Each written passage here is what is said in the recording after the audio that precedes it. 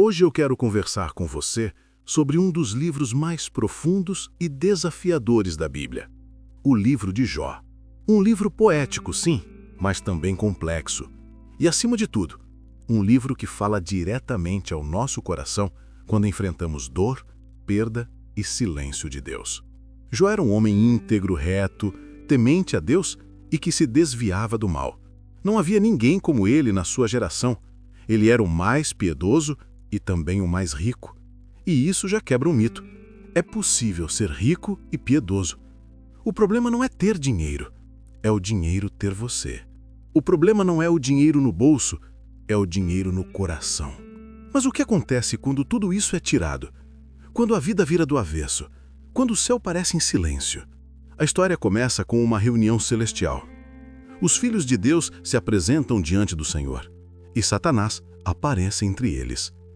Deus provoca a conversa. Observaste o meu servo Jó? E Satanás lança sua primeira tese. Ninguém ama mais a Deus do que o dinheiro. Ele insinua que Jó só serve a Deus por causa das bênçãos.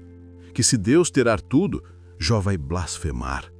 Deus permite. Satanás toca nos bens de Jó. E num único dia, o homem mais rico da sua geração vai à falência. Mas Jó não blasfema. Ele rasga o manto, raspa a cabeça, se prostra e adora. Ele diz: "O Senhor deu, o Senhor tomou.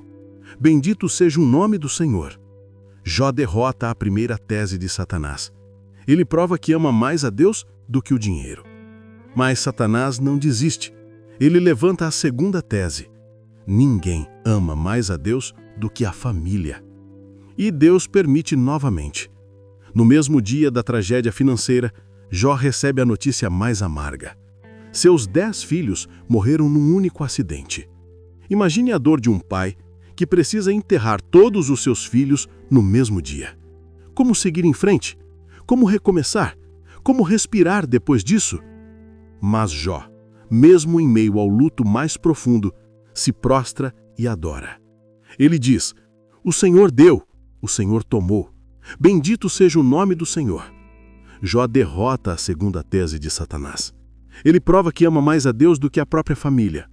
Mas Satanás não desiste. Ele levanta a terceira tese. Ninguém ama mais a Deus do que a si mesmo. E Deus permite que Satanás toque na saúde de Jó, mas não tire sua vida. Jó é ferido da cabeça aos pés. Seu corpo se torna uma chaga viva. Ele raspa a pele com cacos de telha. Ele não consegue comer, dormir, respirar sem dor. Sua esposa, vendo tudo aquilo, diz: "Amaldiçoa a Deus e morre." Mas Jó responde: "Falaste como uma louca. Receberíamos o bem de Deus e não o mal." Jó derrota a terceira tese. Ele prova que ama mais a Deus do que a si mesmo. Mas o sofrimento continua, e o silêncio de Deus também. Jó começa a perguntar por quê. Ele levanta 16 perguntas aos céus. Ele apresenta 34 queixas, e Deus não responde. Nenhuma palavra, nenhuma explicação. E pior do que sofrer, é sofrer sem resposta. Os amigos de Jó chegam. No início choram com ele, mas depois começam a acusá-lo.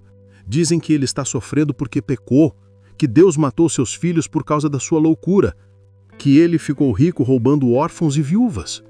Jó é esmagado pelas palavras daqueles que deveriam consolá-lo.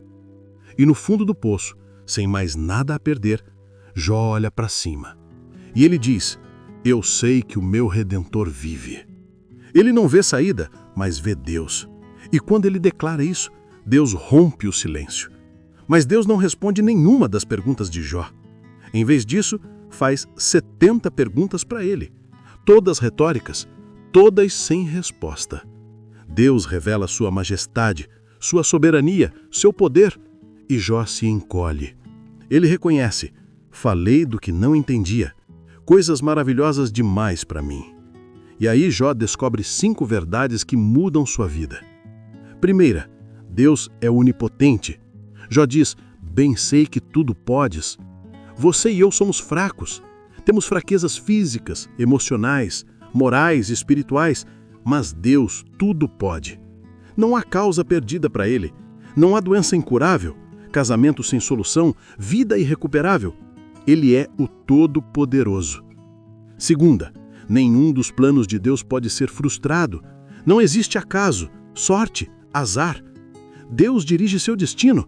Nenhum fio de cabelo cai sem que ele saiba. Você não é uma lasca de lenha jogada ao mar. Sua vida está nas mãos de quem governa o universo. Terceira, Jó reconhece a sua limitação. Ele falou sem entender. E quantas vezes nós também falamos sem entender quando estamos feridos, injustiçados, machucados? Mas Deus é paciente. E quando Ele revela a sua glória, nós nos calamos.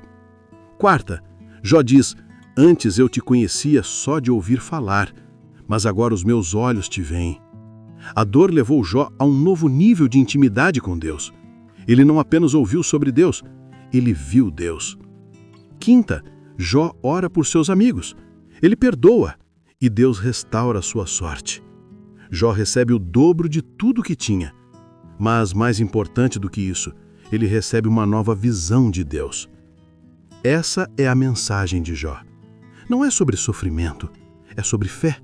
Não é sobre perda, é sobre confiança. Não é sobre silêncio, é sobre revelação. Talvez você esteja vivendo um momento como o de Jó. Talvez você esteja no vale, no silêncio, na dor.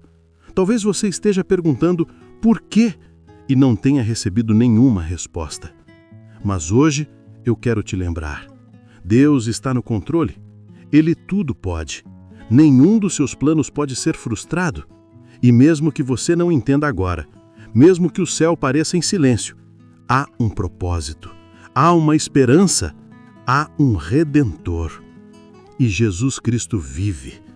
Se essa mensagem falou ao seu coração, se inscreva no canal, ative o sininho e dê seu like para nosso canal poder alcançar mais pessoas. Muito obrigado e que Jesus te abençoe.